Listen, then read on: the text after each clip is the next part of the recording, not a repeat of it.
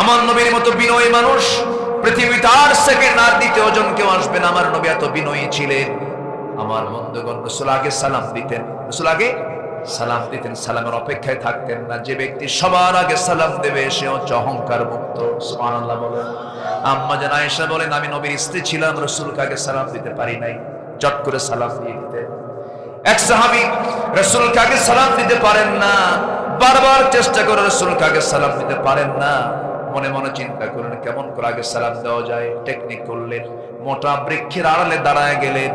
আমার নবীজি হেঁটে হেঁটে আসতেছেন, চট করে তিনি সেই গাছের আড়াল থেকে বের হয়ে রাসূলকে লক্ষ্য করে সালাম দিচ্ছেন, আসসালামু আলাইকা ইয়া রাসূলুল্লাহ। আমার নবীজি জবাব ঠিকই দিলেন, মুস্কি হাসি মেরে বললেন, স্বামী এমন টেকনিক করে আগে সালাম দিলে কিন্তু সওয়াব পাবা না। সুবহানাল্লাহ। সামনাসামনি আসো, দেখি কে আগে সালাম দিতে পারে। নবীজি সবাইকে সমান চোখে দেখতেন। আমার নবীজি স্ত্রীর সামনে চলে গেলে স্বামী হয়ে যেতেন, সন্তানদের সামনে দাঁড়ালে বাবা হয়ে যেতেন, যুবকদের সামনে দাঁড়ালে যুবক হয়ে যেতেন, শিশুর সামনে দাঁড়ালে শিশু হয়ে যেতেন। শিশুরা সব খেলা ছেড়ে দিয়ে নবীর সামনে এসে বসে পড়ত। আকর্ষণীয় খেলাগুলো বাদ দিয়ে নবীর সঙ্গে তারা খেলতে যেত। আমার নবীজির সামনে একদিন হুসাইন দাঁড়ায় আছেন, নবীর নাতি। রাসূল ঘোড়ার পিঠে চড়বেন, এমন সময় বলছে, না না, তুমি ঘোড়ার পিঠে চড়ো, আমার কি শখ হয় না? ছোট্ট মানুষ হুসাইন বলছে, আমার কি শখ হয় না, আমি কি উঠতে চাই না। রাসূল বলেন, তোমার পা তো ছোট, এত ছোট পা নিয়ে তুমি কেমনে ঘোড়ায় চড়বে? এবারে বলছে, না না, ওই ঘোড়ায় না চললেও তো তোমার পিঠে তো চড়া যায়। সুবহানাল্লাহ বলবেন না? আমার নবীজির সঙ্গে সঙ্গে ঘোড়াটাকে ছেড়ে দিয়া নবীজির সামনের হাতটা সামনে আগায় দিলেন, ঘোড়া হয়ে গেলেন। লাভ মেরে হুসাইন পিঠের উপরে চড়ে বলছেন, ঘোড়া যা, ঘোড়া যা। আমার নবীজি গোটা ঘর ঘুরতেন। নানা কাকে বলে? সুবহানাল্লাহ বলেন। নাতিগুলো নবীর সামনে ঘন্টার পরে ঘন্টার সময় পেয়ে যেত। দেখবেন কিছু কিছু নানা আছে, নাতিকে দেখলে হাসেও না, কান্দেও না, নাতিদের দরদও করে না। নাতি পুত্ররা মনে মনে দোয়া করে, বুড়া তুই মরবি কোন দিন, কুলখানি খাবো। ঠিক আছে না? আমার নবীজি সময় দিতেন বাচ্চাদেরকে। পাখির খবরটাও রাখতেন, নগায়েরটার খবর রাখতেন, আছে না হাদিস? আমার নবীজি কত উদার চিত্ততা নিয়ে চলতেন। স্ত্রীর সামনে যখন যেতেন, স্ত্রীদের সঙ্গে এমন আচরণ করেছেন কেউ টের পেত না। রাসূল কাকে সবচেয়ে বেশি ভালোবাসেন? একাধিক স্ত্রী ছিল, সবাই ভাবতেন রাসূল আমাকে বেশি ভালোবাসেন। একদিন 4 স্ত্রীর মধ্যে মতবিরোধ, একজনকে আমারে বেশি ভালোবাসে, আরেকজনকে আমারে বেশি ভালোবাসে। 4 জন একসঙ্গে রাসূলের সামনে এসে বলছে, হুজুর আপনি বলেন সত্যি করে আপনি কাকে বেশি ভালোবাসেন? রাসূল বলছেন, এই প্রশ্ন এখন, এই উত্তর এখন দেওয়া যাবে না, যাও তোমরা। সবগুলোকে পাঠায়া দিলেন। রাতের বেলা 8টা খেজুর নিয়ে 2টা করে ভাগ করে 2টা খেজুর আম্মা জান আয়েশার ঘরে ঢুকে সালাম দিয়ে বলছেন, আয়েশা আহিব্বু, আই লাভ ইউ। ঠিক আছে, আমি তোমাকে ভালোবাসি। তাহলে বউকে আই লাভ ইউ বলা জায়েজ আছে না নাই? অন্যের বউ। আমি মঞ্চে ঢুকতে নিয়ে এক যুবককে, হুজুর দোয়া করেন বিয়ে যেন তাড়াতাড়ি হয়। কে যেন কইছে এখানে, হুজুর আমার বড় ভাইয়ের বিয়ে হয় নাই, তাড়াতাড়ি দোয়া করেন, বড় ভাইয়েরও হোক আমারও হোক। এটা বলছে। যে যুবক বিয়ের জন্য পাগল হয় সে চরিত্রবান, কি ঠিক কিনা?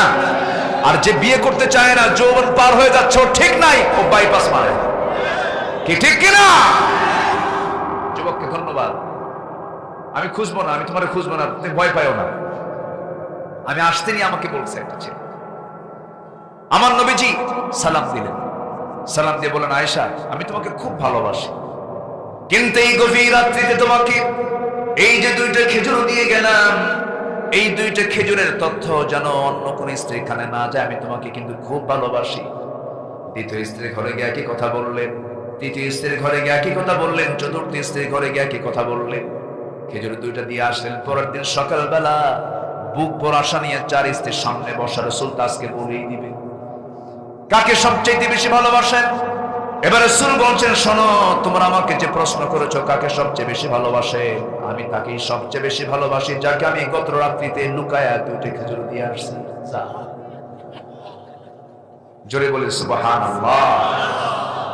কি ম্যানেজমেন্ট তার, কি ব্যক্তিত্ব সম্পন্ন মানুষ ছিলেন তিনি, কি ইনসাফ ছিল তার মধ্যে। আল্লাহু আকবার বলেন। সবাইকে সুন্দরভাবে ম্যানেজ করতেন। আমার নবীজির সামনে যদি কোন উগ্র ব্যক্তিও যদি সামনে দাঁড়াতো, নবীজির মায়াবী চেহারা, বিনম্র আচরণ, ভদ্র আচরণ দেখে তার উগ্রতা দূর হয়ে যেত। ক্ষুধায় থাকা সাহাবী ক্ষুধার যন্ত্রণা সহ্য করতে পারতেছে না, আমার নবীর সামনে দাঁড়ালে নবীর চেহারা দেখলে পরে তার ক্ষুধা নিবারণ হয়ে যেত। কি মেজাজে চেহারা না হাসি চেহারা? হাসি চেহারা। রাসূল হাসতেন, সুন্দর করে কথা বলতেন। শুধু একদিন আবাসা ওয়া তাওয়াল্লা জাআহুল আ'মা, অন্ধ লোক আব্দুল্লাহ ইবনে উম্মে মাকতুম রাদিয়াল্লাহু তাআলা আনহু, তিনি অন্ধ সাহাবী ছিলেন, তিনি কিন্তু শহীদ হয়েছেন। আল্লাহু আকবার। রাসূল কোনদিন তাকে যুদ্ধের পারমিশন দেননি, অন্ধ তো, নবীর কাছে পারমিশন চেয়েছেন, দেননি। প্রথম খলিফাও দেননি, না তোমাকে যুদ্ধের পারমিশন দেওয়া যাবে না। কিন্তু সাইয়েদনা ওমর ফারুকের শাসনামলে একদিন বলেই ফেললেন, ভাই ওমর, যুদ্ধের ডাক এসেছে, আমাকে আজকে আর মানা করবে না। আমার কত ভাই বদরে শহীদ হলো, কত ভাই উহুদে শহীদ হলো, কত ভাই আমার চোখের সামনে তারা শাহাদাত বরণ করে জান্নাতে চলে গেল। আমি তো আজও দুনিয়াতে পড়ে আছি, আমি জান্নাত পেলাম না। অন্তত আজকে আমারে ফেরত দিবে না ওমর, আমাকে যুদ্ধের পারমিশন দিয়ে দাও। সাইয়েদনা ওমর ফারুক বললেন, রাসূল আপনাকে পারমিশন দেন নাই, প্রথম খলিফা আপনাকে পারমিশন দেন, আমি আপনাকে দেব কেমনে? আপনার তো চোখ নাই। এবার তিনি বলছেন, আমি জানি আপনি আমাকে এই প্রশ্ন করবেন, আমার চোখ নাই, কিন্তু সবাই তো তরবারি দিয়ে যুদ্ধ করে না, কেউ কালিমার ঝান্ডা ধরে থাকে, কেউ তাবুতে দাঁড়ায় থাকে। আমাকে তরবারি চালানোর কাজ না দিয়া শুধু মুসলমানরা যুদ্ধে যাবার সময় যে কালিমার ঝান্ডা নিয়ে থাকে, সেই কালিমার ঝান্ডাটা নিয়ে শুধু আমাকে এই দায়িত্ব যদি দেওয়া হয়, সেই দায়িত্ব আমি পালন করবো। এক জায়গায় দাঁড়ায় থাকবো, কালিমার ঝান্ডা নিয়ে এক জায়গায় দাঁড়ায় থাকবো। শত্রুরা আমাকে লক্ষ্য করে দূর থেকে তীর মারবে, বক্ষ ভেদ করে চলে যাবে, রক্তে রঞ্জিত হয়ে শহীদ হয়ে আমি আল্লাহর সামনে হাজির হয়ে যাব। জোরে বলে সুবহানাল্লাহ। এই সাহাবীর সামনে একদিন রাসূল আরেকজনকে প্রাধান্য দিচ্ছিলেন। সেই সময় আয়াত নাযিল হলো, আবাসা ওয়া তাওয়াল্লা জাআহুল আ'মা। এই অন্ধ লোকটা যদি আপনি তাকে একটু এড়িয়ে যাচ্ছেন না, এটাই শ্রেষ্ঠ, এটাই শ্রেষ্ঠ। আল্লাহু আকবার। আমার বন্ধুগণ, তাহলে এক নাম্বার চরিত্র হলো আমরা উগ্র হব না, বিনয়ী হব? বলেন বলেন, বিনয়ী হব। জোরে বলি ইনশাআল্লাহ। কেউ থাপ্পড় মারলে উল্টা থাপ্পড়, আমরা ক্ষমা করতে শিখবো, আমরা ক্ষমা করতে শিখবো, আল্লাহ আমাকে ক্ষমা করে দিবেন। ইন্নাকা আফুউন কারীম তুহিব্বুল আফওয়া ফাআফু আন্না আন্নী। আমরা আল্লাহর কাছে এরকম করে ক্ষমা চাবো। জোরে বলি ইনশাআল্লাহ। ঈমানদার বিনয়ী হবে, ফাসিক মুনাফিকরা উগ্র হবে। ঈমানদারদের আচরণ হবে খুব বিনয়, তারা কথা বলবে অত্যন্ত নরম করে, খুব মিষ্টি করে, যেন আমার কথা এবং আমার হাতে যেন কেউ কষ্ট না পায়। আল মুসলিমু মান সালিমাল মুসলিমুনা মিন লিসানিহি ওয়া ইয়াদিহি। প্রকৃত মুসলমান সেই যার জবান এবং হাত থেকে অন্য মুসলমান কি থাকে? নিশ্চিত থাকে, নিরাপদে থাকে। আমরা এমন চরিত্র অর্জন করব। জোরে বলি ইনশাআল্লাহ। কয় নাম্বার গেল? এক নাম্বার। বলেন কয় নাম্বার? আমরা বিনয়ী হব। রাজি আছি তো ইনশাআল্লাহ? নাম্বার 2 হলো ওয়াইদা খাতাবাহুমুল জাহিলুনা ক্বালু সালামা। যখন ঈমানদার যখন জাহেলদের মুখোমুখি হয়ে যাবে, যখন কথা চলে আসবে, সেই সময় জাহেলদের সঙ্গে অযথা তর্ক বিতর্ক করবে না। ইদফা বিল্লাতি হিয়া আহসান। তর্ক বিতর্ক না করি, কোনো কথা না বলে, কারণ মুখের সঙ্গে কথা বলতে গেলে বিপদ না নিরাপদ? নিরাপদ না বিপদ? বিপদ। মূর্খ তো মূর্খই। মূর্খের চিন্তা আর ঈমানদারের চিন্তা কখনো এক হবে না। মূর্খের সঙ্গে আপনি পারবেন না। লোকমান হাকিম, লোকমান আলাইহিস সালাতু ওয়াস সালাম জ্ঞান আহরণ করেছেন জ্ঞানীর কাছ থেকে না মূর্খের কাছ থেকে? মূর্খের কাছ থেকে। মূর্খের কাছ থেকে। মূর্খ যা করত তিনি তার উল্টা করতেন, যা করত তার তিনি উল্টা করতেন। সাইয়েদনা লোকমান নবী ছিলেন না, কিন্তু আল্লাহ পাক তাকে অনেক সম্মান দিয়েছেন। কেন জানেন? বাপ হিসাবে আমরা লোকমানের মতো বাপ হব। জোরে বলি ইনশাআল্লাহ। জোরে বলি ইনশাআল্লাহ। আজকে তো সে এইদিকে যেতে পারবো না, ভবিষ্যতে যদি সময় হয় এইদিকে যাব। লোকমান কেমন বাপ ছিলেন? আল্লাহ পাক এমন তিনি ওয়াজ করেছেন দুনিয়াতে সন্তানদের উপরে, আল্লাহ পাক তার ওয়াজটাকে হুবহু কপি করে কোরআনে উঠায় দিয়েছেন, তাই না? কি ওয়াহুয়া ইয়াইদুহু, ওয়াহুয়া ইয়াইদুহু, তিনি ওয়াজ করছেন তার সন্তানকে, ওয়াহুয়া ইয়াইদুহু ইয়া বুনাইয়া লা তুশরিক বিল্লাহ, আল্লাহু আকবার বলেন। তাহলে লোকমান তার সন্তানকে এক নম্বর নসিহা করেছেন, কি করো না, শিরিক করো না। এক নম্বর নসিহা কি, শিরিক করো না। আর আমাদের দেশের বাপদের নসিহা হলো 21শে ফেব্রুয়ারি যা খালি পায়ে, আছে কিনা, আছে কিনা? এখন এগুলো কমছে একটু, কমছে কিনা, কমছে কিনা? 6 আগস্টে ঢাকার এক মূর্তির মাথার উপরে এক যুবক দাঁড়ায় আছে, একদম মূর্তির মাথায়, মাথাটা ভাঙ্গে চুপ করে বসে আছে। ডক্টর ইউনূসকে প্রশ্ন করা হলো এগুলো কেন ভাঙ্গা হচ্ছে? উনি বললেন এই প্রশ্ন আমারে করেন কেন, তার বেটিরে করেন। কি ঠিক কিনা? শত শত কোটি টাকা এই ভাস্কর্যের পিছনে খরচ করা হয়েছে, কারণ বাবার টাকা নয়, জনগণের টাকা, ঠিক কিনা? অপচয়। যারা এই দুনিয়াতে জুলুমগুলো করেছে শেষ হয়ে গেছে। বাশার আল আসাদ, হাফিজ আল আসাদ, সিরিয়ার এক শয়তান, বিদায় হয় নাই, বিদায় হয় নাই, বিদায় হয়েছে। আল্লাহ তুমি ফিলিস্তিনকে ইহুদি মুক্ত করে দাও, বাইতুল আকসাকে তুমি আল্লাহ মুসলমানদের হাতে তুলে দাও, কাশ্মীরকে তুমি আল্লাহ মুসলমানদের হাতে তুলে দাও, ব্রাহ্মণ্যবাদের অপশক্তি থেকে কাশ্মীরকে হেফাজত চলে বলে আমিন। সম্মানিত ভাইয়েরা, সাইয়েদনা লোকমান জ্ঞান আহরণ করেছেন মূর্খের কাছ থেকে। মূর্খ যা করত তিনি তার উল্টা করতেন। জ্ঞানী আর মূর্খকে এক, মানে এক জ্ঞানী আর মূর্খ বসে আছে, ওদের ইশারায় বাহাস শুরু হয়ে গেছে। কিসে বসে তো? ইশারায়, ইশারায় মানে কথা না। তো মূর্খ লোকটা বসে আছে, জ্ঞানী লোকটা তার একটা হাতের আঙ্গুল উঁচু করেছে। মূর্খতা দেখে দুটো আঙ্গুল খাড়া করছে, উঁচা করছে। জ্ঞানী লোকটা 5টা আঙ্গুল খাড়া করেছেন, মূর্খ লোকটা মুষ্টি পাকায় জ্ঞানীর নাকের ডগায় নিয়ে আসছে।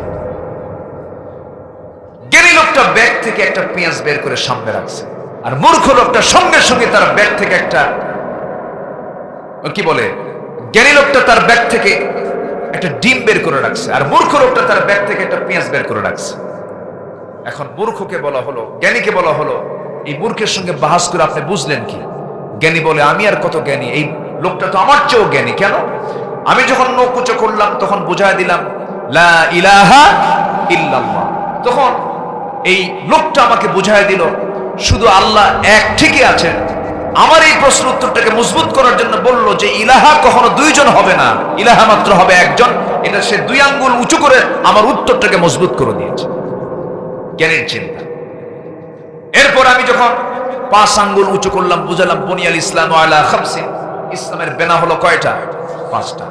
সেই উত্তরটাকে মজবুত করার জন্য সে মুষ্টি পাকে আমার নাকের ডগায় নিয়ে এসে বলতেছে 5টার বেশি যে বলবে 6টা ঘুষি মেরে সই করে দাও। উত্তরটা মজবুত করে দিয়েছে। আমি ডিম বের করে রাখলাম, পৃথিবীটা ডিমের মতো গোলাকার বুঝালাম। সে পেঁয়াজ বের করে বুঝায় যে পৃথিবী শুধু ডিমের মতো গোলাকার নয়, আল্লাহ তাআলা পেজের মতো 7টা স্তরে আসমান জমিন বানায় রেখেছে। জ্ঞানীর চিন্তা শেষ। এখন মূর্খকে বলো তুই বুঝলি কি কম? মূর্খ বলে সে যখন আমার সামনে এক নখ উঁচু করেছে আমি ভাবছি ও আমার 1 চোখ কানা করবে। কথা বুঝলেন? তো আমি তখন ভাবলাম তুই আমার 1 চোখ কানা করবি, আমার তো 1 চোখ থাকবে, আমি তোর 2 চোখে কানা করবো, এই জন্য 2 নখ দেখাচ্ছি। যখন আমার সামনে যখন 5 আঙ্গুল খাড়া করেছে ভাবলাম সে আমাকে চপেটাঘাত করবে, থাপ্পড় মারবে, তখন আমি মুষ্টি পাকায় নাকের ডগায় নিয়ে বললাম তুই আমার তো থাপ্পড়ই মারবি আর তোর নাকই সরায় ফেলবে।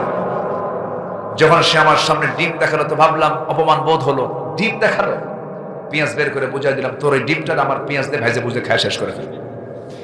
এটা হলো মূর্খের চিন্তা। তাহলে মূর্খ আর জ্ঞানী কখনো কি এক হতে পারে? আসতে বলে এক হতে পারে? হাল ইয়াস্তাবিল আ'মা ওয়াল বাসীর, হাল ইয়াস্তাবিল লাযীনা ইয়া'লামুনা ওয়াল লাযীনা লা ইয়া'লামুন। জ্ঞানী আর মূর্খ কখনো সমান হতে পারে? এজন্য অজ্ঞদের সামনে জ্ঞানী মানুষ কি তর্ক করবে না সালাম দেবে? বলেন, তর্ক করবে না সালাম দেবে? কি সুন্দর করে আল্লাহ বুঝায় দিচ্ছেন, না ওদের সঙ্গে তর্কে যেও না, তর্কে গেলে পারবা না। আল্লাহ রাব্বুল আলামিন বলছেন وَإِذَا خَاطَبَهُمُ الْجَاهِلُونَ قَالُوا سَلَامًا। নাম্বার 3 হলো وَالَّذِينَ يَبِيتُونَ لِرَبِّهِمْ سُجَّدًا وَقِيَامًا। 16টা উপদেশ, 16টা গুণ ইমানদারের, বিনয়ী বান্দার। এখানে আল্লাহ রাব্বুল আলামিন 16টা গুণের কথা বলেছেন, বৈশিষ্ট্যের কথা বলেছেন। এর মধ্যে 3 নাম্বার হলো রাত জেগে জেগে বান্দা বিড়ি খাবে না, সেজদা দেবে। রাত 3টার দিকে বিশ্বকাপ খেলা, শীতের রাত, গত বছর আগের বছর রাত 3টার দিকে একজন ফোন দিচ্ছে, আমি কক্সবাজার থেকে মাহফিল করে আসতেছি, ফেনীর কাছাকাছি আসছি। আমাকে ফোন দিয়ে বলে, হুজুর আমি আপনার খুব ভক্ত, একটু ফোন দিলাম এত রাত্রিতে, ব্রাজিল আর্জেন্টিনার খেলা হবে, হুজুর দোয়া কইরেন। সেজদাও দিছে, দোয়া চাইছে যেন জিতে। দেখছেন এরকম আছে কিন্তু। রাত জেগে জেগে পার্থিব স্বার্থ হাসিলের জন্য সেজদা দেওয়া যাবে না। রাত জেগে জেগে জাহান্নাম থেকে বাঁচার জন্য আল্লাহর কাছে চাইতে হবে, আল্লাহর কাছে বলতে হবে ওয়াল্লাযীনা ইয়াবিতুনা লিরাব্বিহিম সুজদান ওয়া কিয়ামা ওয়াল্লাযীনা ইয়াকুলুনা রাব্বানা ইসরিফ আন্না আযাবা জাহান্নাম ইন্না আযাবাহা কানা গরামান ইন্নাহা সাআত মুস্তাকাররান ওয়া মুকামা।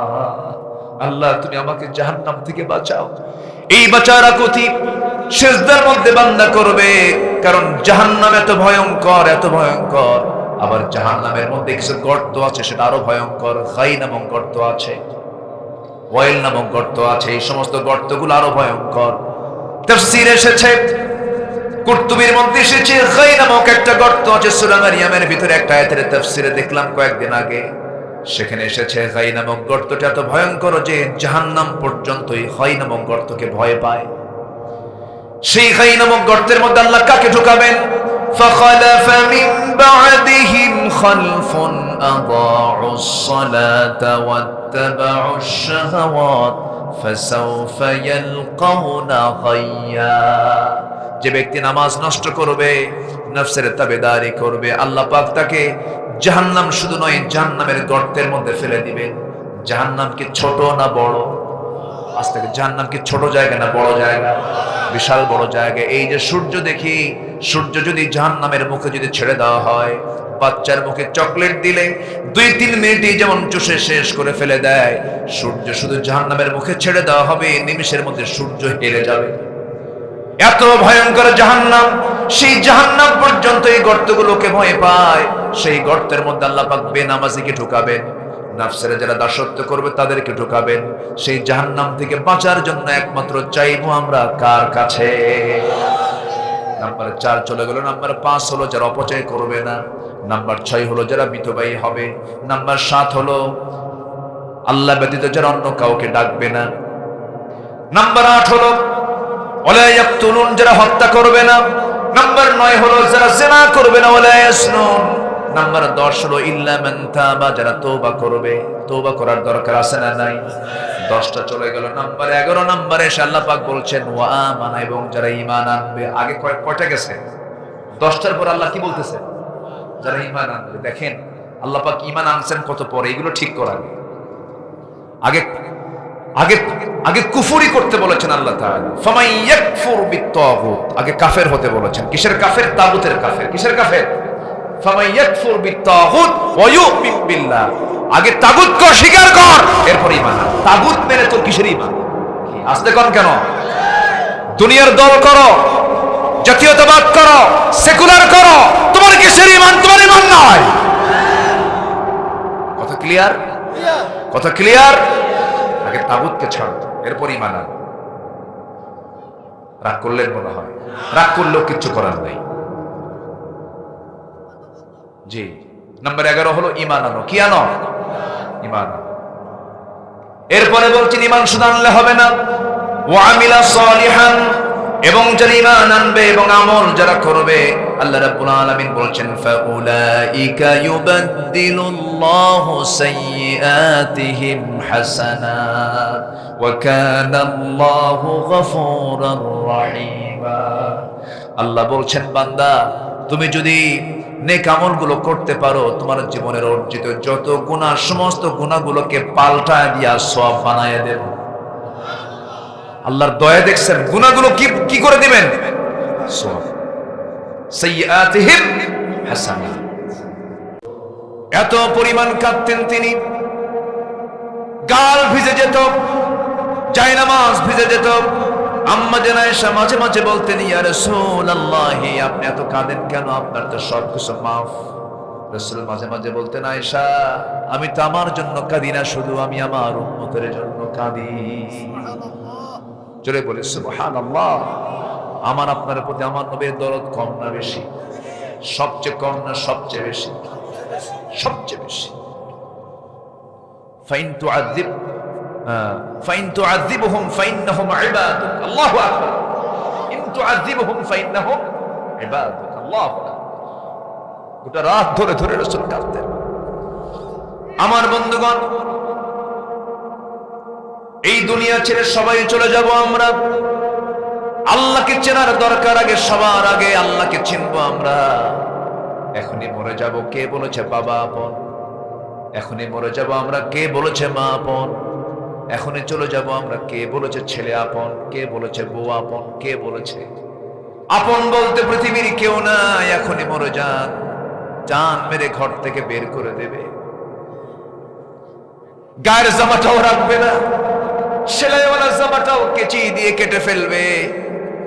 সব কিছু আপনার কাছ থেকে সিজ করে নিয়া আপনাকে বাজার থেকে সবচেয়ে কম দামি সেলাইবিহীন কাপড়টা পরায় দেবে আপনার গায়ে, টেনে হেঁচড়ে নিয়ে যাবে কবরের দিকে। যে বউটার জন্য যুবক নতুন ইয়াং তুমি ছিলে, বিয়ে করেছিলে, হঠাৎ তোমার ইন্তেকাল হয়েছে, রোড অ্যাক্সিডেন্টে মারা গেছো, মৃত্যুর সংবাদ চলে আসছে, বউটা কাঁদবে। কয়দিন? 3 দিন, 4 দিন, 5 দিন, 6 দিনের পরে মুখে হাসি আসবে। 2 মাস 3 মাস পরে তোমার বউটাকে নিয়ে চলে যাবে তোমার শ্বশুর বাড়ির লোকজন নিয়ে যাওয়ার পর 6-7 মাস হয়ে যাবে। তার আব্বা আম্মা, তোমার শ্বশুর শাশুড়ি তোমার সেই সুন্দরী বউটাকে বিয়ে দিয়ে দেবে। বিয়ে দেওয়ার পরে ওই বউটা অন্যের ঘরে চলে যাবে, অন্য স্বামী পেয়ে যাবে। সেই নতুন স্বামী পেয়ে পরের দিন আব্বা আম্মাকে ডাক দিয়ে বলবে আব্বা আম্মা তোমরা যে সিদ্ধান্ত নিয়েছো সঠিক সিদ্ধান্ত নিয়েছো, কারণ আগের স্বামীর চাইতে এই স্বামীটা আমার আরো ভালো। এটাই হলো দুনিয়া। কেউ আমার আপন না। কে বলেছে আমার আপন? সব আমার পর। একজনে যদি আমার আপন হন, যিনি আমার দুঃসময়ে আছেন, আমার সুসময়ে আছেন, আমার জীবনে আছেন, আমার মরণে আছেন, আমার কবরে আছেন, আমার মিজানে আছেন, আমার পুলসিরাতে আছেন, আমার হাসরে আছেন, তিনি আমার কে কে কে কে আমার আল্লাহকে কাছে পেতে চাই। আমার আল্লাহ বান্দাকে এত ভালোবাসেন। আল্লাহ বলেন বান্দার তুই আমার দিকে 1 হাত আগাবি, আমি তোর দিকে 10 হাত আগাবো। বান্দা তুই হেঁটে হেঁটে আসবি আমার দিকে হেঁটে আসবি, আমি তোর দিকে দৌড়ায় যাব। আমি তোকে মাফ করার জন্য প্রস্তুত বান্দারে। আমার কাছে তুই মাফ চাবি, আমার কাছে বারবার ডাক দিবি, আমার নামটা বারবার নিবি। দুনিয়ার মানুষ বিরক্ত হয় বারবার ডাকলে, তুই আমারে যতবার ডাকবি আমি তোর প্রতি তত বেশি খুশি হয়ে যাব। এই জন্য আমরা চাইবো কার কাছে? বলবো কার কাছে? বলেন বলবো কার কাছে? রাতের মধ্যে দিন ঢুকান কে? দিনের মধ্যে রাত ঢুকান কে? এত শীতের রাত লম্বা করে দিয়েছেন বান্দা, একটা অংশ তুই জেগে যা, আমার কাছে চাপ। কিন্তু বান্দা শেষ রাতে জাগে, মাঝে মাঝে জেগে ঘুম ধরে না, বিড়ি খায়। কি খায়? বিড়ি খায়। রাত 2টার দিকেও বিড়ি খায়। আছে না? এই দেশে বিড়ির যে বাজেট হয়, বিড়ি সিগারেটের যে বাজেট হয় লাখ লাখ টাকা। বলেন লাখ লাখ, শুধু কোটি কোটি, শত শত কোটি টাকা এই বিড়িতে বাজেট হয়। প্রত্যেকটা বাজেটই অর্থমন্ত্রী বিড়ির দাম বাড়াইছে এ পর্যন্ত। কিন্তু বিড়ি যারা খায় তারা কয় আরো বাড়া, প্রয়োজনে বাড়ি বেঁচে হলেও খাবো। এত নেশা, এত খাওয়া খায়। এত টানা টানে, আল্লাহ বলে দিচ্ছে খা, কিন্তু তোর চেহারায় বিড়ি যে খাস তার চিহ্ন ফুটায় দেব, খা। বান্দা বিড়ি খায়, ঠোঁট কি বানায় দেয় আল্লাহ? কি বানায় দেয়? কালা। ওই ঠোঁট দেখলেই বোঝা যায় সব বলে এটা কি খোর। পাপ করবেন, পাপ আপনাকে চিহ্ন দিয়ে দিবে। মদ খাবেন, মদ আপনাকে চিহ্ন দিয়ে দিবে, আপনার চোখটা লাল হবে, মানুষ, সমাজের মানুষ বলবে এর চোখ দেখি মনে হচ্ছে কয়েক বোতল খাইছে। কি কয়েক বোতল? আল্লাহ রাব্বুল আলামিন বলেন বালা মান কাসাবা সাইয়্যাতান ওয়া আহাতাত বিহি খাতিআতুহু ফাউলাইকা আসহাবুন নার হুম ফিহা খালিদুন। পাপ করবে, পাপ তোমাকে ঘেরাও করে ফেলবে।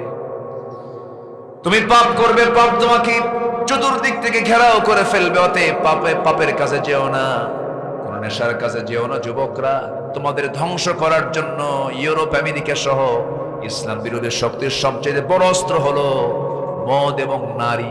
মদ এবং নারী, এই দুইটা দিয়ে ইমানদারের ইমানকে নষ্ট করার জন্য তাদের হাজারো ষড়যন্ত্র।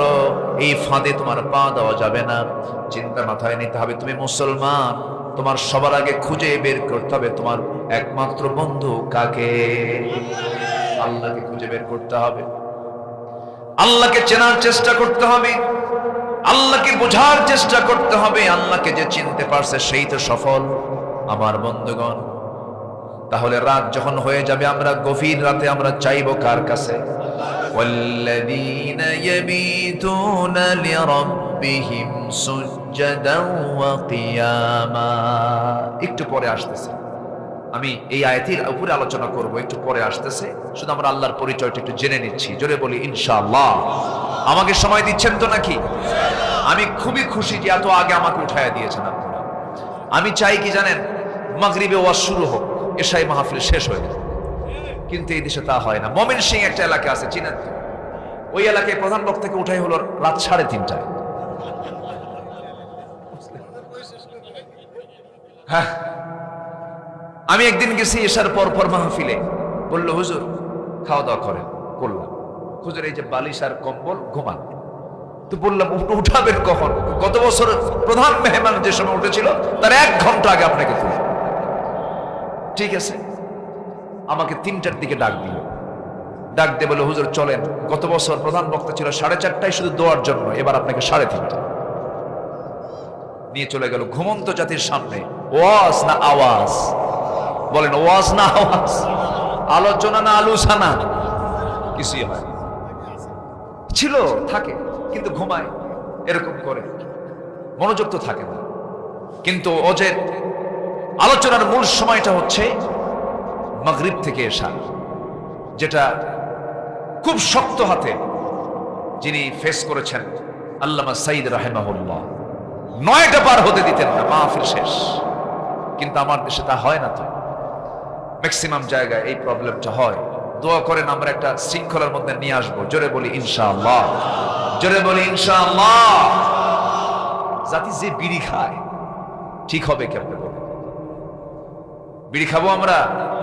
কোন নেশার দিকে যাবো আমরা? যাব না। নামাজ আর ওযু বিড়ি খাওয়া শেখায়?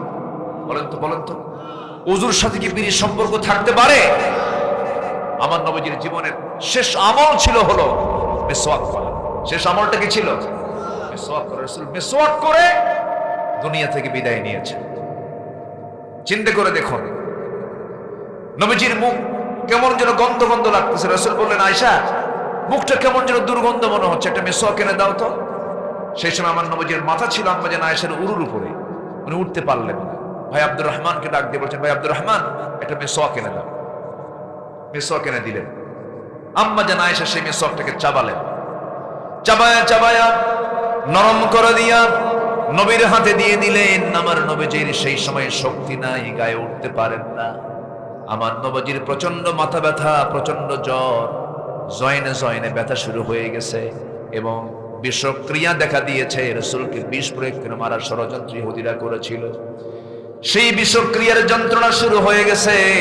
আমার নবীজি সেই সময় মিসওয়াক হাতের মধ্যে নিয়ে বলছেন, ওরে আমার আয়েশা, দেখো আমি কি করি রাসূল। মিসওয়াক শুরু করে রাখ দিয়ে আমার নবীজি সেই আম্মা জান আয়েশার মুখে লাগানো থুতুটা মিসওয়াকে লাগাইছিল, চুষে চুষে পান করছেন আর বলছেন, আয়েশা আমি তোমাকে দারুণ ভালোবাসি। আমার নবীজি আম্মা জান আয়েশার মুখের থুতুগুলো লালাগুলো চুষে চুষে পান করলেন, মিসওয়াক করলেন, মুখটা পরিচ্ছন্ন করলেন। কারণ একজন দায়ীর মুখটা পরিচ্ছন্ন থাকবে, মুখের মধ্যে কোনো দুর্গন্ধ থাকবে না। আমার নবীজি এই কথাও বলে দিয়েছেন, যারা আলেম ওলামা আছেন এখানে রাসূল বলেছেন আমার উম্মতের যদি কষ্ট না হতো মিসওয়াকটাকে আমি রাসূল ওয়াজিব বানায়া দিতাম। এই হাদিসগুলোর দিকে তাকালে তো বান্দা কখনো কোনো কিছু মুখে নেওয়ার আগে চিন্তা করত এই খাবারটা আমার মুখে নেওয়া জায়েজ কিনা, এই খাবারটা আমার মুখে নেওয়া ঠিক কিনা। এই জন্য আমরা এই মুখে সেই কথা বলবো না যে কথা আল্লাহ বলতে মানা করেছেন, সেই খাদ্য নেব না সেই খাদ্য রাসূল আল্লাহ পাক নিতে মানা করেছেন। কুলু মিন তাইয়্যিবাত, আল্লাহ পাক বলছেন খাও যেটা পবিত্র, আবার বলছেন ওয়াকুলু লিন-নাসি হুসনা, যদি কথা বলো সেটা সুন্দর কথা বলো, সুন্দর কথা বলো, সুন্দর কিছু খাও, পবিত্র কিছু খাও, নাপাক কিছু খেও না, হারাম কিছু খেও না। আবার মাহফিলে এসে কিছু কিছু বিড়িখোর লোক এসে বলে হুজুর বিড়ি খাওয়া কি জায়েজ আছে? মানে মাহফিলে এসে জায়েজের চেষ্টা করে, আছে না নাই বলেন তো? আচ্ছা, এগুলো করব না আমরা পরিচ্ছন্ন ইমানদার হব, জোরে বলি ইনশাআল্লাহ। এই কথাগুলো কি বলার দরকার আছে? আমার বন্ধুগণ, আল্লাহ রাব্বুল আলামিন তার পরিচয় দিতে নিয়ে বলছেন, কি বলছেন? তিনি সেই মহান প্রভু যিনি রাতকে দিনের খিলফা করেছেন, আবার দিনকে রাতের খিলফা করেছেন, স্থলাভিষিক্ত করে দিয়েছেন। এত বড় পরিচয় পৃথিবীর দ্বিতীয় কেউ দিতে পারে না, কি বলেন? একমাত্র পরিচয় কে দিতে পারেন? আসতে বলবেন না তিনি কে? যিনি ছোট্ট মশারও রব, মাসিরও রব, আবার বিশাল বড় হাতিরও রব। আল্লাহু আকবার। সূরাতুল আনকাবুতও দিয়েছেন, সূরাতুন নামলও দিয়েছেন, সূরাতুল ফিল দিয়েছেন। কি আছে না নাই বলেন তো? আছে না নাই? আনকাবুত নিয়ে আল্লাহ পাক কথা বলেছেন, মশা নিয়ে কথা বলেছেন। কাফেররা কয় তোমার আল্লাহর কাজ নাই কাম নাই, মশা দিয়ে উদাহরণ দেয়। মশা কোনো প্রাণী হলো নাকি? কইছে না? কইছে না? রাসূলকে বলেছে না? বলেছে। কিন্তু আল্লাহ তাআলা যে উদাহরণটা দিয়েছেন সেই উদাহরণের মধ্যে মজবুতি আছে না নাই? আচ্ছা, আল্লাহ নিজে বলছেন, সূরা বাকারার মধ্যে আসছে। আল্লাহ রাব্বুল আলামিন বলেন, ইন্নাল্লাহা লা ইস্তাহি আন ইয়াদরিবা মাসালাম মা বাউদাতান ফামা ফাওকাহা ফাআম্মাল্লাযীনা আমানু ফায়া'লামুনা আন্নাহুল হাক্কু মির রাব্বিহিম وأما الذين كفروا فيقولون ماذا أراد الله بهذا مثلا يضل به كثيرا ويهدي به كثيرا وما يضل به إلا الفاسقين جربنا الله أكبر جربنا الله أكبر الله رب العالمين মশার উদাহরণ দিতে লজ্জা পান না, অথচ এই উদাহরণ দেখতে গিয়ে অনেক কাফেররা প্রশ্ন করে ফেলেছে আল্লাহ তাআলা এই মশা নিয়ে উদাহরণ কেন দিলেন, কি দরকার ছিল? কিন্তু আল্লাহ যে উদাহরণটা দিয়েছেন তার মধ্যে শিক্ষা আছে না নাই? ইউদিল্লু বিহি কাসীরা ওয়া ইয়াহদি বিহি কাসীরা। এই সমস্ত এক্সাম্পলের মধ্য দিয়ে কেউ পথভ্রষ্ট হয়ে যায়, কেউ হেদায়েত পেয়ে যায়। আল্লাহু আকবার বলেন। মশা যত খায় তার হায়াত কি কমে না বাড়ে? বলেন বলেন বলেন বলেন। যত বেশি খাবে ওর হায়াত তত। এই যে 16 বছর ছিল, কম খাইছে না বেশি খাইছে? মিল আছে? মিল আছে? মিল আছে না? খাইছে বেশি, ধ্বংস হয়েছে তাড়াতাড়ি। আছে ওরা কেউ আছে? চিন্তা করে দেখেন, লজ্জায় মাথা নিচু হয়ে যায়। একটা দেশের শীর্ষস্থানীয় ধনী দরবেশ, তার নাম জানেন না আপনারা? হেলিকপ্টার নিয়ে লেডিস ফেরাউন বসেছিলেন যে দরবেশ আসুক। লেডিস ফেরাউন বুঝলেন তো?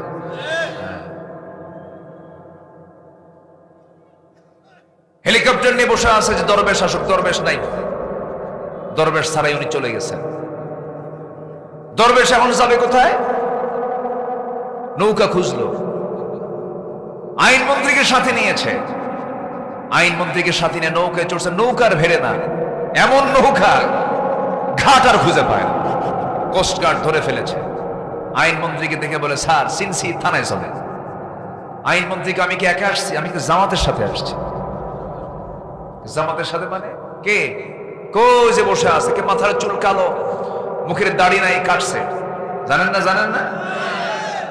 পাঞ্জাবি নাই, গেঞ্জি, পায়জামা নাই, লুঙ্গি। লোকটা কে?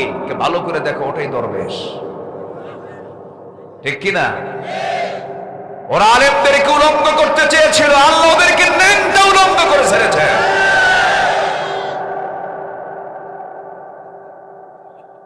ওরা চেয়েছিল অনেক কিছু, পারে নাই। পারবে কেমনে?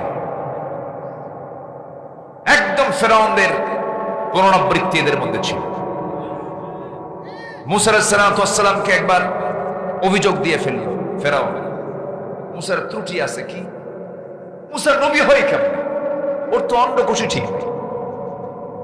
এখন এলাকায় কি বলে আপনারা? ঠিক আছে, আপনার ভাষা বুঝলেন তো? বুঝলেন তো? সহি বলো না কিন্তু।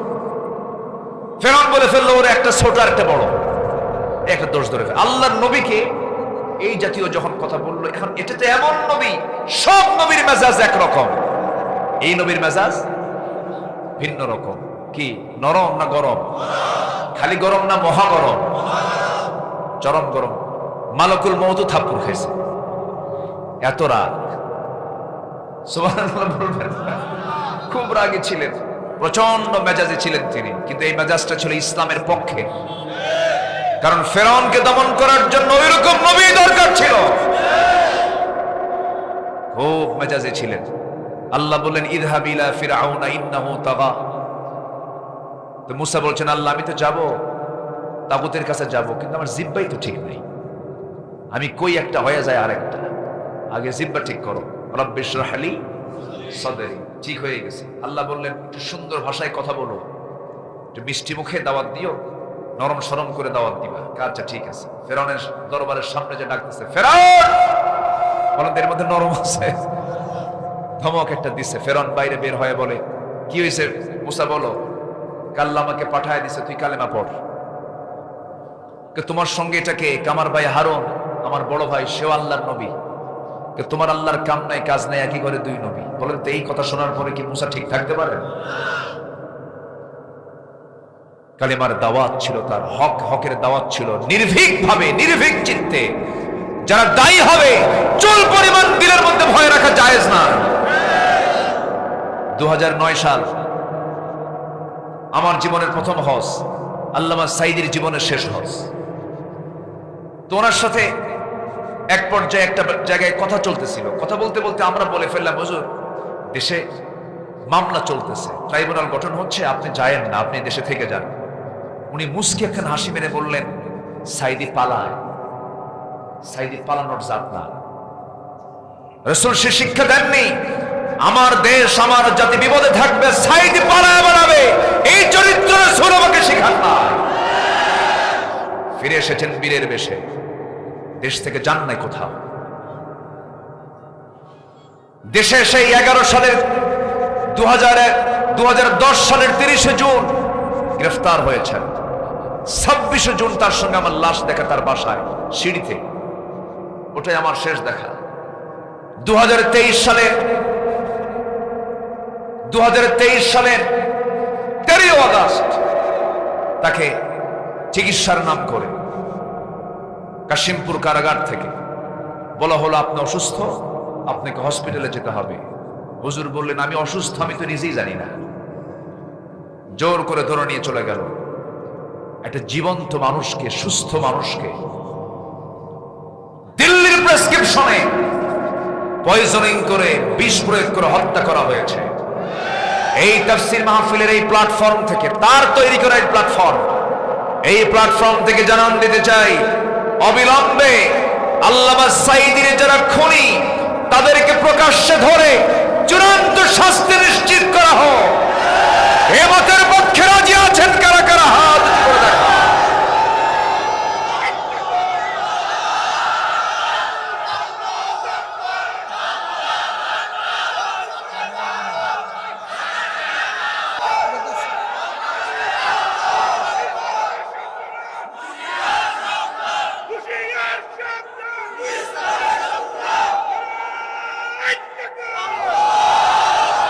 আল্লাহ কবুল করুন, জোরে বলে আমিন। খুনির কোনো ক্ষমা নাই, খুনির কোনো ক্ষমা আছে নাই। আল্লাহ ক্ষমা করেন নাই, ক্ষমা করার কোনো সুযোগও। কুতিবা আলাইকুমুল কিসাস, চূড়ান্ত কথা। কতলুন নফস, আশ-শাইখুজ জানি, তিন অপরাধের কোনো ক্ষমা নাই। যারা খুন করবে, যারা বুড়ো হয়ে জিনা করবে, যারা মুরতাদ হবে, এই তিনটার শাস্তি ইসলাম চূড়ান্ত বলেছে, তাকে কতল করো। কার কথা? জোরে বলেন, কার কথা? মশা বেশি খাইলে কি হয়? মরে পড়ে না মরে তাড়াতাড়ি? তাহলে মশার উদাহরণ ঠিক আছে না বেঠিক আছে? নাম্বার 2, আল্লাহ পাক বলেছেন, ইন্নাল্লাহা লা ইস্তাহি আন ইয়াদরিবা মাসালান মা বাউদাতান, কি মুযাক্কার না মুয়ান্নাস? ঠিক আছে না? পুরুষ মশা না স্ত্রী মশা? স্ত্রী মশা। আল্লাহ পাক স্ত্রী মশার কথা বলেছেন। আজকের সায়েন্স বলছে মশা পুরুষ কামড়ায় না, মশা নারী কামড়ায়, স্ত্রী মশা কামড়ায়। দেখেন কোরআন কত সায়েন্স। আল্লাহু আকবার বলেন। কি মশা কামড়ায়? স্ত্রী মশা কামড়ায়, পুরুষ মশা কামড়ায়। দেখেন আল্লাহ তাআলা কত আগে। এরপরে আরেকটা আয়াতে আল্লাহ পাক বলেছেন সূরা নামলের মধ্যে, আনিত্তাখিযি মিনাল জিবালি, বলতো আনিত্তাখিযি, কি পুরুষ না মহিলা? মুয়ান্নাস না মুযাক্কার? মুয়ান্নাস। আনিত্তাখিযি মিনাল জিবালি বুয়ুতা, হে মহিলা মৌমাছি, বাসা প্রস্তুত করো। বাসার মৌচাকের ভিতরে বসে থাকে যে মৌমাছি, ওটা কি রাজা না রানী? বলেন, রাজা না রানী? আনিত্তাখিযি মিনাল জিবালি বুয়ুতা। আল্লাহু আকবার। কোরআন, সায়েন্স, কোন দ্বন্দ্ব আছে? কোন দ্বন্দ্ব আছে? ভুল হতে পারে সায়েন্সের, ভুল হবে না কোরআনের। ঠিক আছে? নাম্বার 3, মশার যে উদাহরণ দিয়েছে, আরেকটা কারণ হলো মশাটা আশ্চর্য প্রাণী। গোটা বাড়িতে মশা নাই, চোখে ধরা পড়ে না, এরকম হয় না? কিন্তু রাত যখনই গভীর হয়, আপনি যখনই লাইট বন্ধ করে শুয়ে পড়েন, শুরু হয়ে গেছে। কেন জানেন? 75 ফুট দূরের থেকেও টের পায় কোথায় মানব সন্তান শুয়ে আছে। 75 ফুট, 75 ফুট দূর থেকে টের পায় যে এখানে কোনো মানব সন্তানের উপস্থিতি আছে। ও হাজির হয়ে যায় সময় মতো। যখন আপনি ঘুমাতে যাবেন তখন অ্যাকশন শুরু। কি কথা কি বোঝা যায়? এবং মশা তার যে পাখাটা আছে, প্রতি সেকেন্ডে তার পাখাটা ঝাপড়া দেয়, নড়াই হলো প্রতি সেকেন্ডে 300 থেকে 600 বার। পৃথিবীর কোনো মেশিন পারবে না ওর সাথে। আল্লাহু আকবার বলেন। প্রতি সেকেন্ডে 300 থেকে 600। ইন্নাল্লাহা লা ইস্তাহি আন ইয়াদরিবা মাসালান মা বাউদাতান ফামা ফাওকাহা। আল্লাহু আকবার বলেন। আরেকটা কারণ, নমরুদ মরছে কিসের কামড় খায়া? ঠিক আছে? ঘড়ি তো ঘুরতেছে খুব আজকে, ঘুরুক, কোন সমস্যা নাই তো? জোরে বলি ইনশাআল্লাহ। আরেকটা প্রাণী আছে মাকড়সা। কি আছে? আরবি কি? আনকাবুত। বলেন কি? সেই সূরার নাম কি? আনকাবুত। আল্লাহ তাআলা মাকড়সাকে এখানে উদাহরণ হিসেবে টানলেন। কেন আল্লাহ তাআলা এই মাকড়সাকে কেন টেনেছেন? আল্লাহ পাক সুন্দর করে বলছেন, মিসাল দিচ্ছেন। এটা মিসাল। আল্লাহ রাব্বুল আলামিন বলেন, মাসালুল লাযীনা ইত্তাখাযু মিন দুনিল্লাহি আউলিয়া কামাসালিল আনকাবুত ইত্তাখাযাত বাইতান ওয়া ইন। আসলে এরকম একটা আয়াত আছে না? হ্যাঁ, ইত্তাখাযাত বাইতান, হ্যাঁ, সে বাড়ি বানায়। সে বাড়িটা কি মজবুত না দুর্বল? মজবুত না দুর্বল? শুধু দুর্বল না বহু দুর্বল? ফু মারলেই শেষ। আধুনিক বিজ্ঞান গবেষণা করতেছে মাকড়সা পুরুষ এবং নারী, এদের মধ্যে সম্পর্ক খুব ক্ষীণ, খুব কম, খুব অল্প সময়। স্ত্রী মাকড়সা পুরুষ মাকড়সাকে কামড় মেরে ফেলে দেয়, কামড় মেরে ফেলে দেয়। তাহলে কাফেরদের দৃষ্টান্ত মাকড়সার সঙ্গে দেওয়াতে এই উদাহরণটা কি যুক্তিযুক্ত নয়? কি সুন্দর করে আল্লাহ পাক এই মাকড়সাকের সঙ্গে লাগায় দিয়েছেন। কাফেরদের উদাহরণ হচ্ছে কার মতো? মাকড়সার বাসার মতো। আল্লাহু আকবার বলে, তার চরিত্রের মতো। সম্মানিত ভাইয়েরা, কোরআন যা বলে দিয়েছে এটাই আমার আপনার জন্য একমাত্র উপদেশ। এছাড়া পৃথিবীর কোন উপদেশ গ্রহণ করা যাবে। এখন আসেন, আমরা এতক্ষণ তো পরিচয় পাইলাম আল্লাহর কিতাবের। এখন আমার পরিচয় কি হওয়া দরকার? বিড়ি খাওয়া, মিথ্যা কথা বলা, গাঁজা খাওয়া, ওই যে কি বলে, নামাজ পড়ে না, রোজা রাখে না, নারীবাজি করে, জেনা করে, অসৎ নেতৃত্ব দেয়, নারী হাতে তুলে দেয়, ওই নেতার নেতৃত্ব মেনে নেওয়া? এরকম নেতা তো আমার দেশে নাই। চাঁদাবাজি বন্ধ হয়েছে না আছে? চাঁদাবাজি বন্ধ হয়েছে না আছে? শুধু ব্যক্তি চেঞ্জ হয়েছে, চাঁদাবাজি ঠিকই আছে। মাথায় নিতে হবে কথাগুলো। যুবকরা, তোমাদের রক্ত যেন বিফলে না যায়। আবু সাইদের রক্ত, মুগ্ধদের রক্তকে আমার বৃথা যেতে দেব না। আমি আবু সাইদের বাড়ি গিয়েছিলাম, তার মার সঙ্গে কথা বলেছি। তার মাকে বললাম, খালাম্মা আপনাকে দেখতে আসলাম। আমাকে উনি চিনলেন, আমার ওয়াজও শুনেছেন। আগের থেকে আমি ওই এলাকায় যেতাম। আমাকে দেখেই আমি বললাম, আমি চিনেছি আপনাকে। বাবা কি বলবো, সবাই তো আমাকে দেখতে আসে, কিন্তু আমার আবু সাইদকে সাথে নিয়ে আসে। কি বলবো, কি জবাবটা দিবেন? যার মা, যার সন্তান গেছে সে বুঝে। মুগ্ধের মাকে কেউ উত্তর দিতে পারবে না, আবু সাইদের মাকে কেউ উত্তর দিতে পারবে না, কোনো জবাবই নাই। তাহলে এতগুলো রক্ত দিল তারা, এত কষ্ট করে একটা পথ চেঞ্জ হয়েছে। বাপ মানা করছে সন্তানকে, যাইস না রাস্তায় গুলি করবে, কেন? আমার ভাই বলেছে আমিও দুনিয়া থেকে বিদায় হব।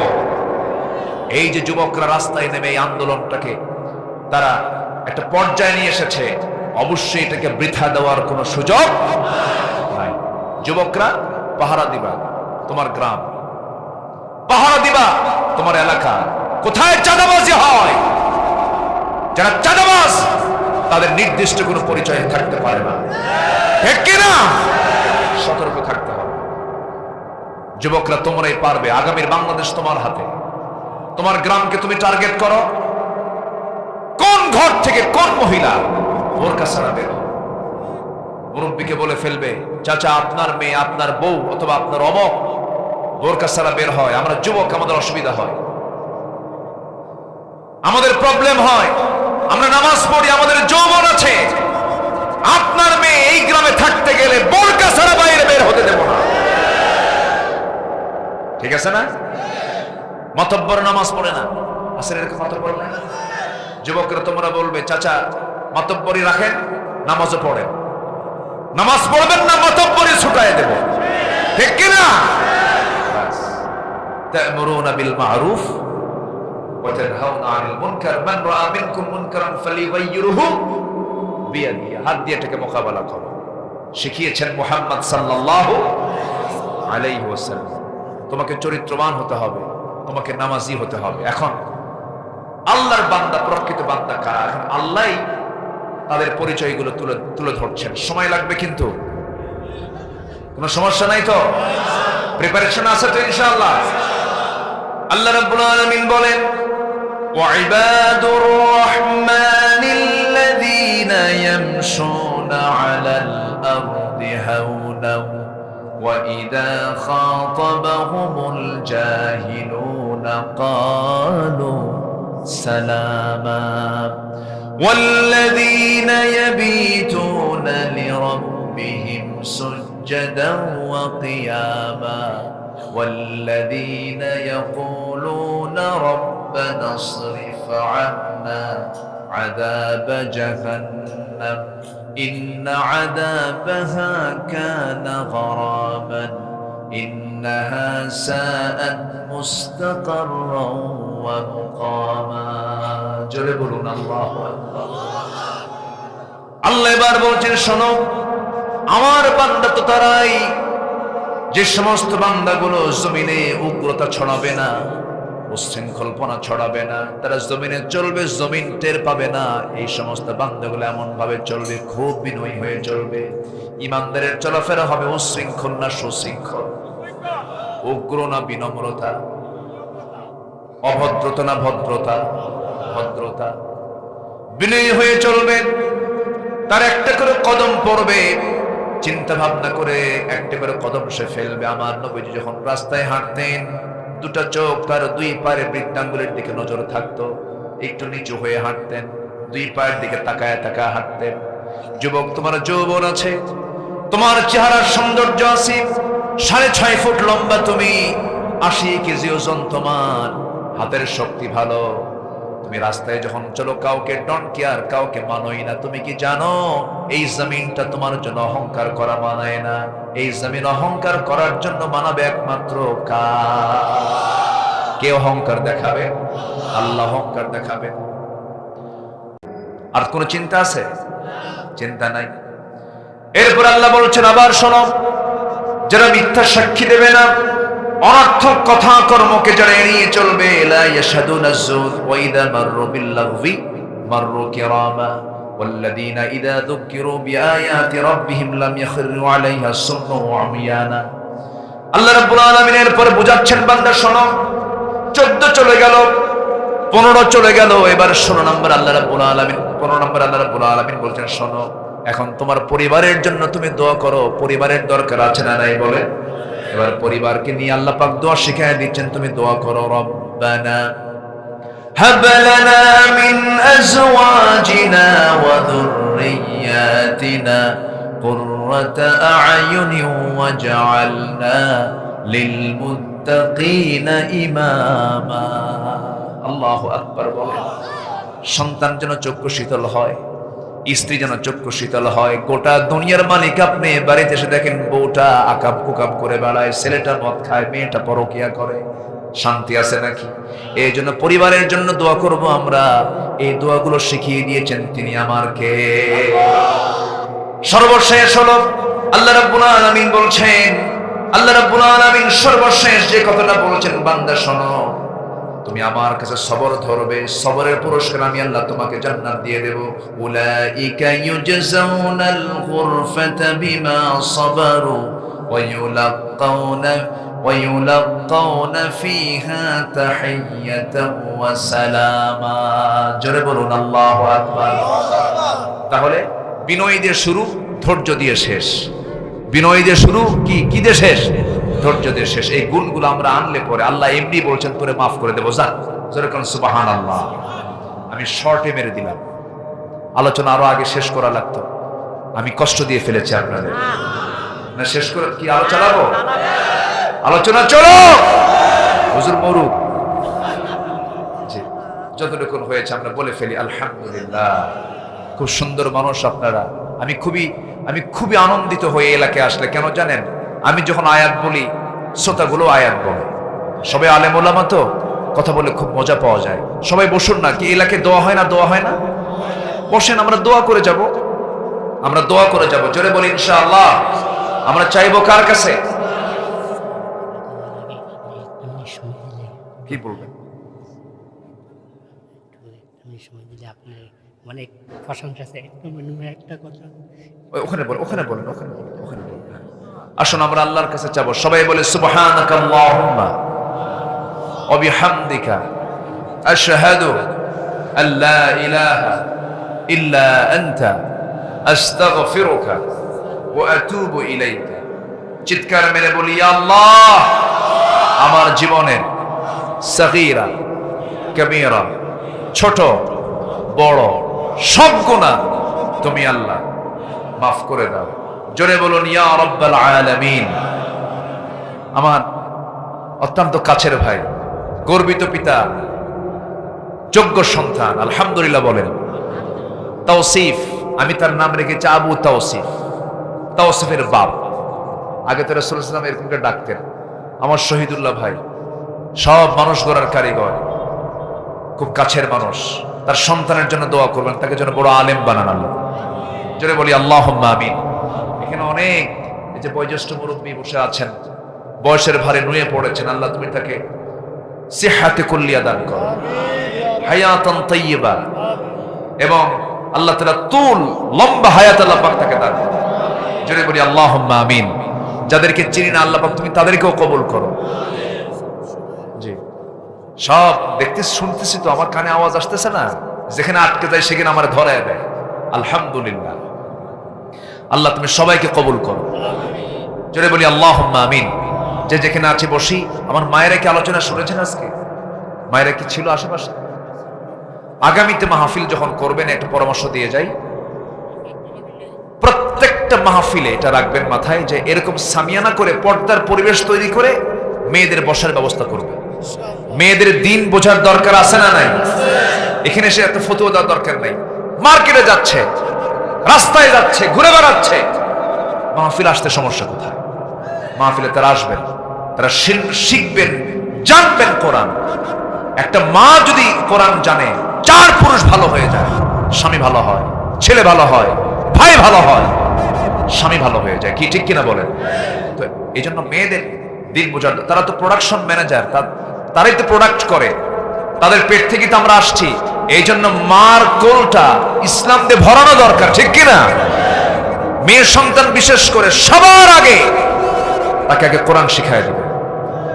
তার সিনায় যদি কোরআন থাকে, আল্লাহর কসম করে বলি, অন্তত তার ঔরস থেকে কোনো বাজে সন্তান জন্ম নেবে। এই জন্য মেয়ের সন্তানকে রাসূল খুব পছন্দ করতেন। আল্লাহ পাক আমাকে 4টা মেয়ে দিয়েছেন। এত আস্তে আলহামদুলিল্লাহ কইলেন। বিয়ে কি আপনি দিবেন নাকি? তো জোরে বলি আলহামদুলিল্লাহ।